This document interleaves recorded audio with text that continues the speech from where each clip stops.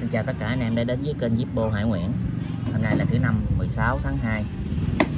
Xin chúc cho anh em và gia đình có một tối vui vẻ và hạnh phúc. Nay em soạn được một ít hàng cỏ nên cho anh em mồi thuốc. Cách thức cũ của bên em vẫn là chuyển khoản đủ free ship, code cọc dùm em 100k giá trị với 1 triệu, cọc 200k giá trị trên 1 triệu dùm em và phí code khách triệu. Anh em ở Sài Gòn cũng có thể tới trực tiếp tại Bình Tân. Địa chỉ của em có trên Google. Anh em chỉ cần có Zippo Hải Nguyễn là có địa chỉ và định vị tới nhà em ha. Rồi em vô việc cho nhanh luôn kể à.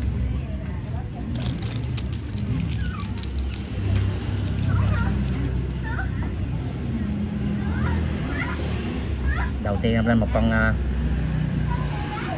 sản xuất 202 dòng xuất thị trường Nhật. Con này chủ đề Zippo này, nó cũng hay.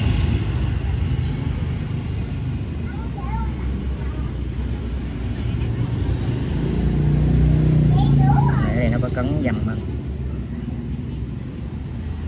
nó cấn dầm xíu.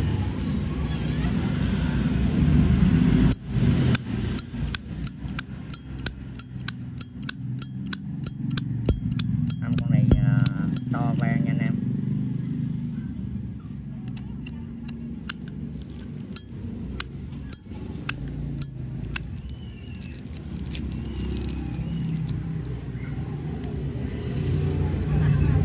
Uh, 2002 chất lượng nó như là mã ha, mã số 1.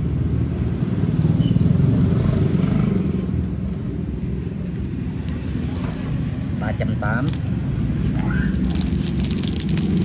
Rồi lên một con phai xước xuất thị trường Nhật luôn, đít lòi, sản xuất 204.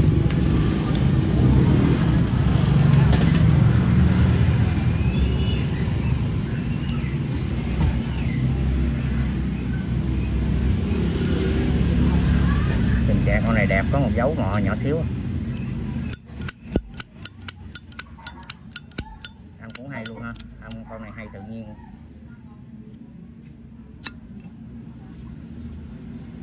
Ruột trùng 5.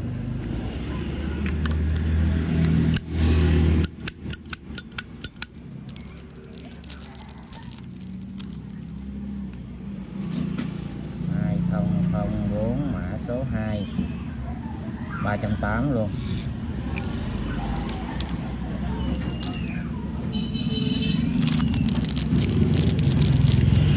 Rồi em lên một con HB.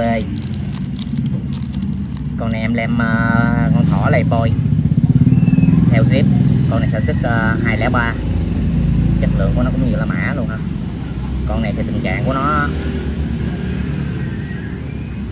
là nó có hơi xước mặt sau của dòng HB nè. Con này hầu như là chưa chăm xăng luôn. Em cho nó là quang lần xăng, cho nó quang lần xăng này ha. Ruột trùng 5 tháng luôn ha, cuối 203 luôn. Con này xuyên từ A tới Á luôn ha.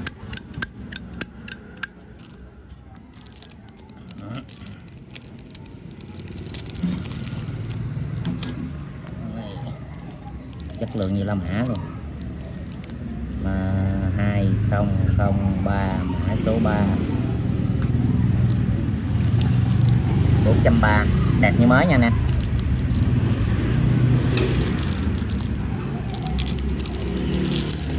Rồi em lên con số 4.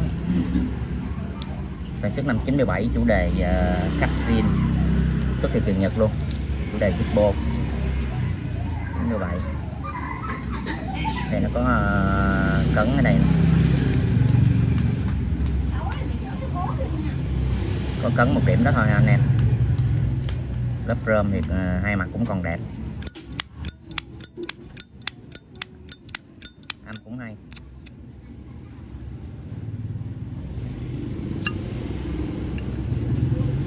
Ruột trùng 5.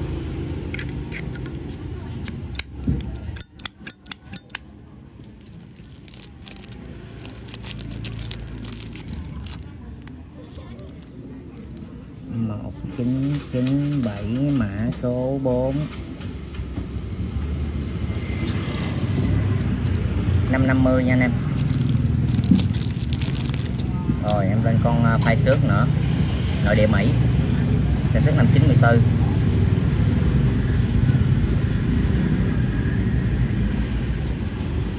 này cũng đẹp luôn, có hơi dăm nhẹ đây hả.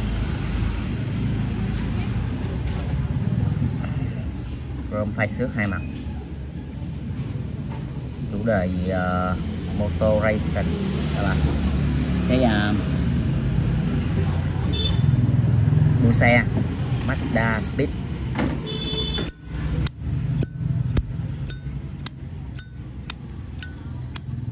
âm cũng hay luôn nha anh em. Mỗi con âm nó hay khác nhau ha, mà nghe nó thanh vang.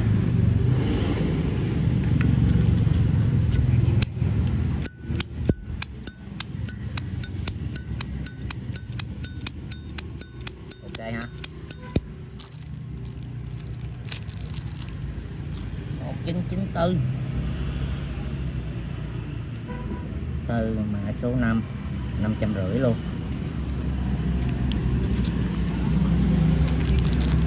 Rồi em lên một con chủ đề và Hawaii HB sản xuất năm 91. Con này nó có cấn dăm,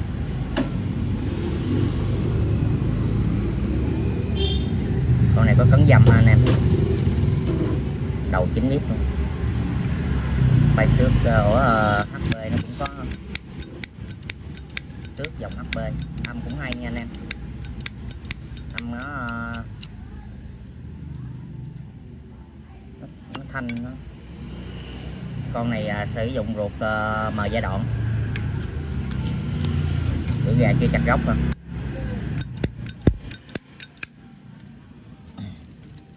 Rồi 1991 mã số 6, 550 luôn.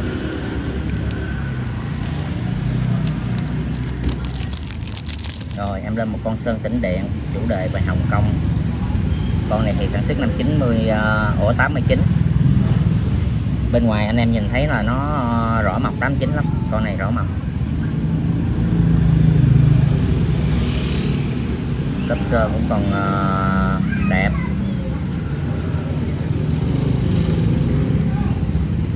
Lớp sơn cũng còn đẹp.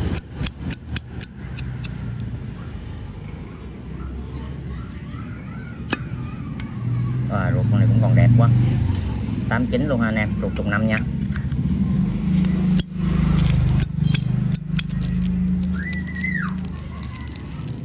Anh em xài thời gian không thích đó, xả ra nó cốt động. Mua chai sơn tỉnh mua chai sơn xả sơn á, mua chai xả sơn 1989 mã số 7, 650k. Rồi em lên một con HB ăn mòn về chủ đề Hawaii. Cái này là một cái nó quốc quy.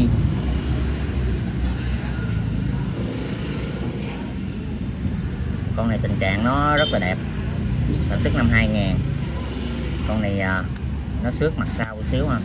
Và con này anh em nhìn là nó qua chỉ cỡ chừng lần chăm xăng, bên trong là bụi bặm, em để nguyên cho anh em cảm nhận thôi.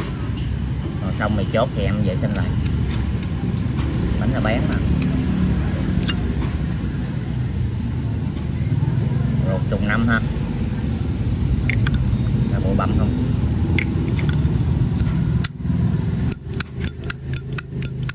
Con này em thay cốt em chỉnh năm cho anh em rồi.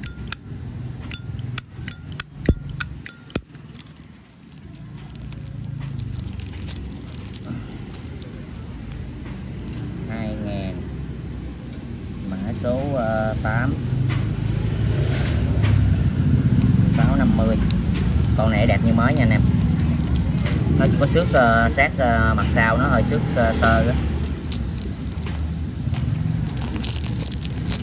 Rồi em lên một con lòi xéo 87. Con này nó như mạ Titan nè.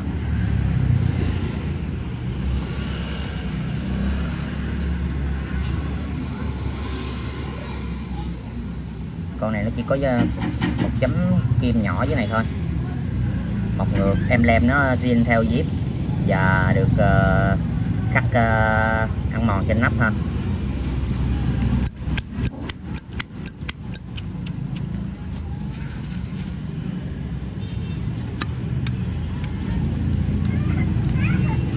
Con này ruột ba la mã trùng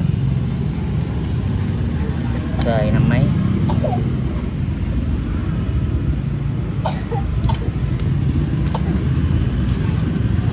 Con này nhìn kỹ là ruột trùng 5 tháng anh ơi. Chữ C nãy dập hơi ấy nè, thấy không? Chữ C nãy dập hơi thiếu nè, nó dập hơi thiếu.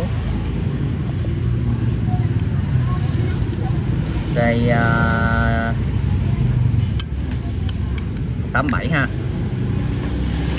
Lồi xéo nha. Còn đẹp, khá đẹp.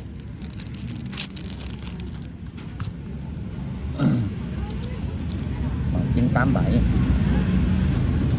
Mã số 10 9 là 2 4 6 8 9 900k. Rồi em lên một ít giao lưu cho anh em một ít hàng giá rẻ cho anh em mồi thuốc chơi ha. Rồi đầu tiên em lên một con xì liệp sản xuất năm 76, nó có cấn ha anh em, về mồi thuốc đốt nhang đồ bậy bạ được, cấn ha. Con này em thay bánh xe rồi hả? Con này đã thay bánh xe nha.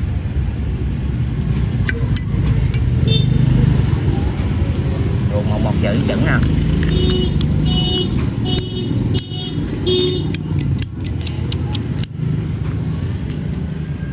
Một 976 mã số 10 250 250k về mồi thuốc đốt nhang đồ chơi.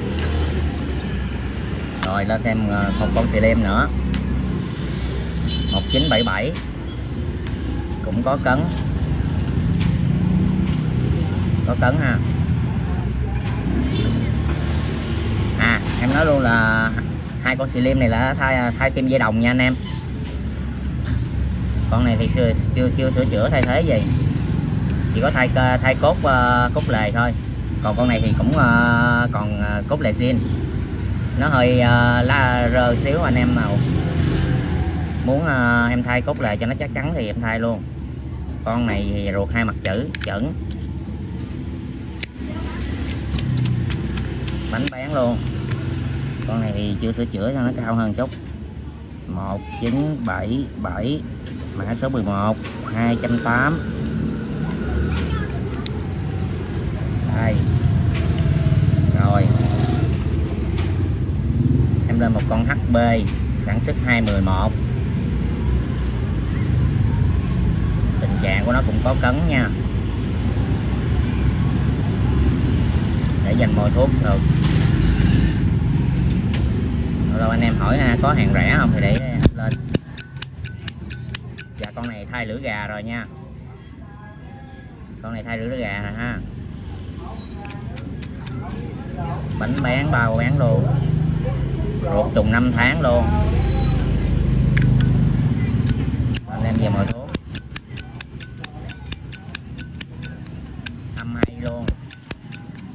Lâu lâu thì em lên thôi nha anh em, chứ lên hoài chỗ này là em đi bụi luôn á. 2011 mã số 12 250.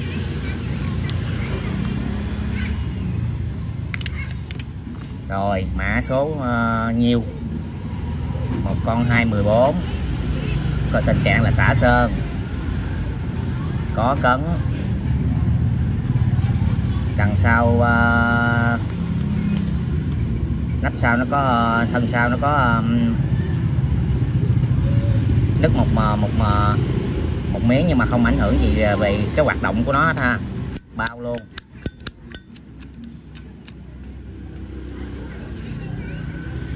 Cái ruột cũng bán được 250 rồi ha anh em, mà xả linh kiện ra thì nó hơn nữa nha anh em. Lề này không được thay, lề zin là 150 rồi nè. Bánh xe 100.000 sơ sơ thôi, lưỡi gà 100.000 nữa thôi ha. Bộ đầu lòng của nó nữa ha. Bán cái rượu tặng anh em cái vỏ và anh em mời thuốc chơi. 2014 13 250. Đó, không chơi nữa thôi chứ giờ chơi gì giờ. Rồi một con 217 phôi phai, có phôi phai, có phôi phai ha.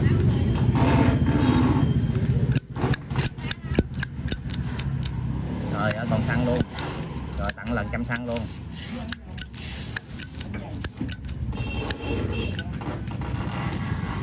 Em đốt cái thuốc luôn cho.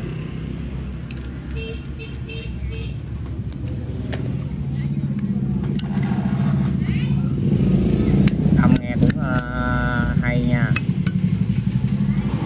Rồi ruột dùng 5 tháng luôn.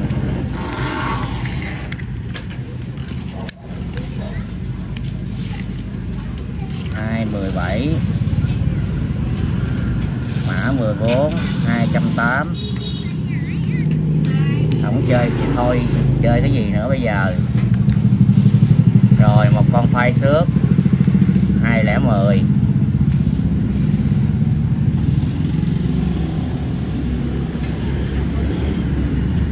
Có cấn ha, có cấn nha, mặt sau có xước sát ha.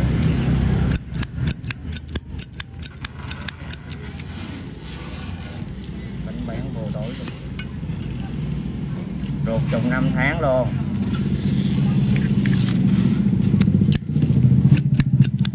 Âm cũng hay luôn. 2010 mã 14 số 15. 8 9 10 1 12 13 14 15 300k.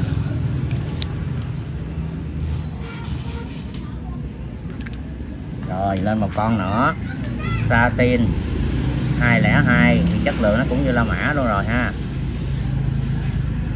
Con này thì cũng có cấn hơi nhiều, có cấn hơi nhiều nha anh em.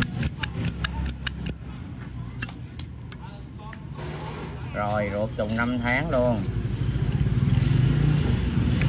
chất lượng như La Mã ha. 2002 mã số 16 320. Rồi xong em hết. Rồi anh em ưng mẫu nào thì chụp màn hình gửi qua Zalo giúp em, số Zalo của em bên trên. Xin chân thành cảm ơn tất cả anh em đã xem hết video của em. Anh em nào xem kênh chưa đăng ký thì cho em xin một lượt đăng ký ha. Xin chân thành cảm ơn tất cả anh em rất là nhiều. Thì em cũng cố gắng để lâu lâu em lên chia sẻ với anh em một số ít hàng cỏ để cho anh em trong khả năng của anh em chơi.